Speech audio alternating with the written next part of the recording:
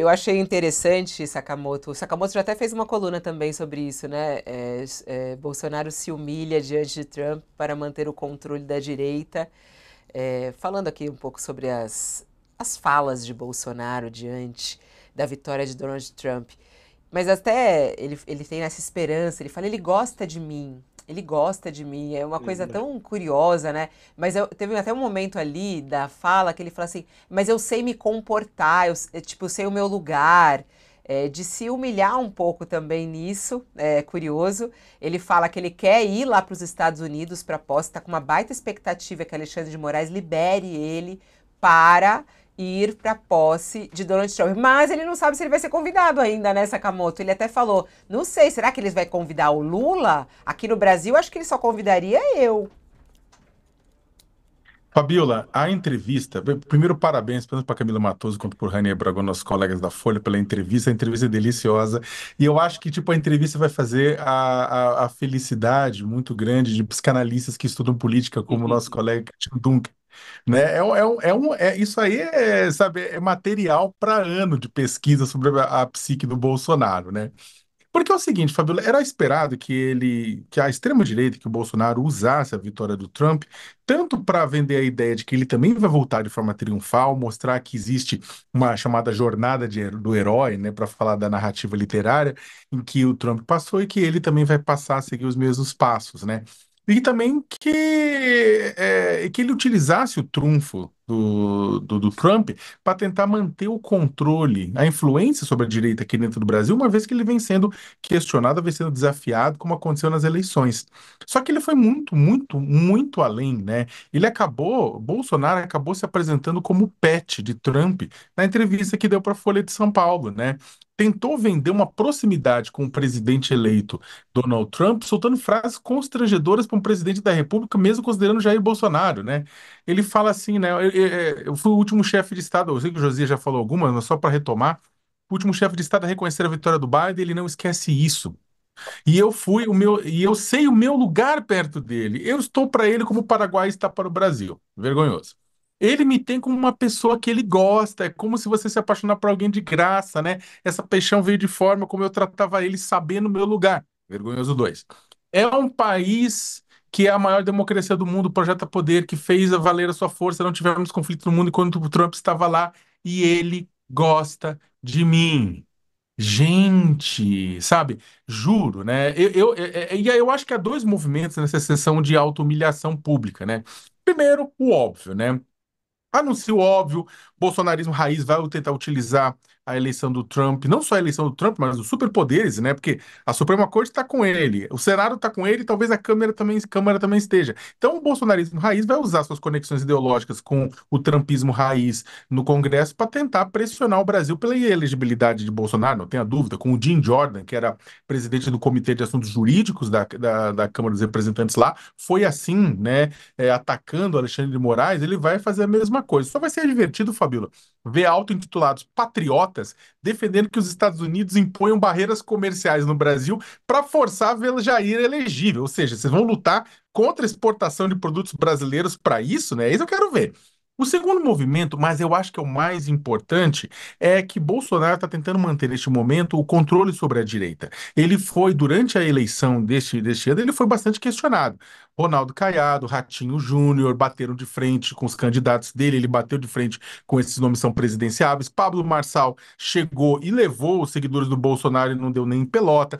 Tarcísio de Freitas e mostrou que, na verdade, conseguia ajudar a eleger um candidato que foi o Ricardo Nunes, e sem a ajuda do Bolsonaro, que não quis ajudar para não se queimar com o bolsonarismo. Em suma, o Bolsonaro tomou um monte de pipoco também no segundo turno. Se a esquerda foi perdedora no primeiro, Bolsonaro foi no segundo. Nas capitais, ele perdeu todas tirando Cuiabá. Bolsonarismo raiz perdeu todas tirando Cuiabá. Então é o seguinte, com Jair inelegível por 8 anos, nomes da direita questionam a hegemonia, né, dele, já se colocam como alternativa, né? Então é o seguinte, ele tá fazendo o quê? O Trump eleito começou a pautar a imprensa, começou a pautar a sociedade, mostrando que ele é próximo a Trump, que ele é amigo de Trump, que ele vai estar elegível, mesmo que isso esteja longe. Não só pensando na sua própria anistia, mas pensando também no controle que ele tem sobre a direita. Aí vai ter que ter o seguinte, Fabíola, para terminar. Ele está tentando vender essa proximidade, né? O Trump gosta de pessoas ideologicamente alinhadas, mas gosta ainda mais de pessoas com poder, coisa que o Bolsonaro não tem e não tem nem perspectiva de vir a ter, né? Ele vai tentar uma proximidade de forma humilhante para mostrar aos seus aliados e aos seus seguidores aqui no Brasil que ele é amigo do novo imperador. Corre o risco de passar, no final das contas, como o bobo da corte.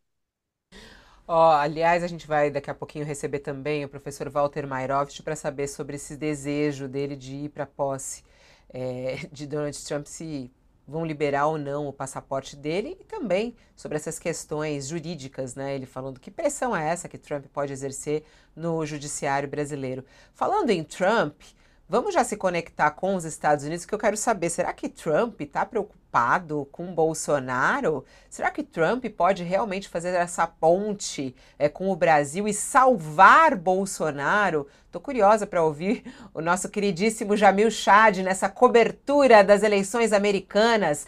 Aqui, Bolsonaro celebra Trump, mas só falando dele também, cheio de esperanças. Será que ele tem que ter esperança mesmo, Jamil? Trump pode ajudá-lo? Bom dia para você. Bom dia, Fabiola. Bom dia, Josias, Léo. Bom dia a todos, todas.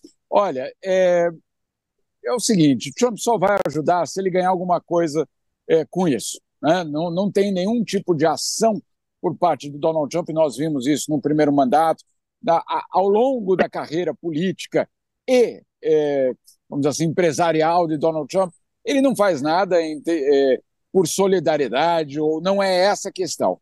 Qual é a questão? É se isso vai se reverter em algum tipo de benefício para ele ou para o seu movimento de ultradireita.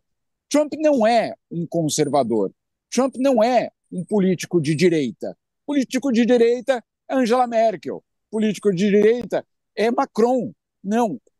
Nós sabemos muito bem que a gente não pode classificar Trump dessa forma. Agora, existe nos planos dos conselheiros de Trump uma intenção absolutamente clara de fortalecer a extrema-direita mundial e de colocar a Casa Branca como o epicentro, o centro nevrálgico dessa coordenação da extrema-direita no mundo.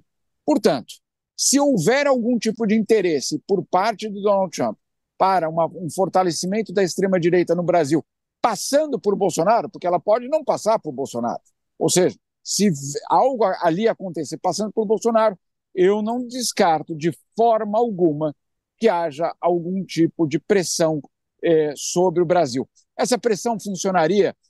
Trump pode chegar no Supremo e mudar? Não, ele não pode fazer isso, né? Não tem como fazer isso. Agora, o que ele tem como fazer é constranger o país no exterior, colocar pressões políticas, econômicas, comerciais, diplomáticas. Tudo isso pode acontecer, sim. Tudo isso nós já vimos Trump fazendo sempre que interessou. Ele tem um discurso que é assim, Fabiola, e isso eu já vi, inclusive, nos comícios dele. Ele diz o seguinte: olha, eu cheguei lá para o presidente tal, por exemplo, Macron, ele sempre conta uma história do Macron, que ele ligou para o Macron e falou assim: olha, presidente da França, vocês não podem colocar tarifas sobre os nossos produtos. E o Macron falou: olha, eu não tenho nada a ver com isso foi o parlamento francês que adotou essa lei, já está, inclusive, sendo sancionada, eu não tenho como fazer isso. Aí o Trump diz, o relato dele, tá? É o relato dele, obviamente, é o jeito que ele conta a história. Ele diz: olha, então tá bem, senhor Macron, a partir de amanhã, todos os vinhos, queijos e todos os produtos franceses vão receber uma tarifa de 100% para entrar nos Estados Unidos. Aí o Trump diz que 10 minutos depois, Macron liga de volta para ele e diz: presidente Trump, está tudo resolvido, não vai ter essa tarifa. Ou seja, ele exagera, é populista, provavelmente a história não foi como essa, mas o que ele gosta de contar é que ele tem poderes que vão, vamos dizer assim, além da soberania americana. Por que eu estou contando essa história? Porque, de fato, o que nós temos nos bastidores é uma articulação real da extrema-direita mundial. Se ela vai passar por Bolsonaro, a gente não tem, eu diria que não há como garantir que essa extrema-direita tenha de passar por Bolsonaro. Agora, o que é absolutamente certo é que, sob Donald Trump, a extrema-direita no mundo inteiro vai se organizar de uma forma muito ofensiva.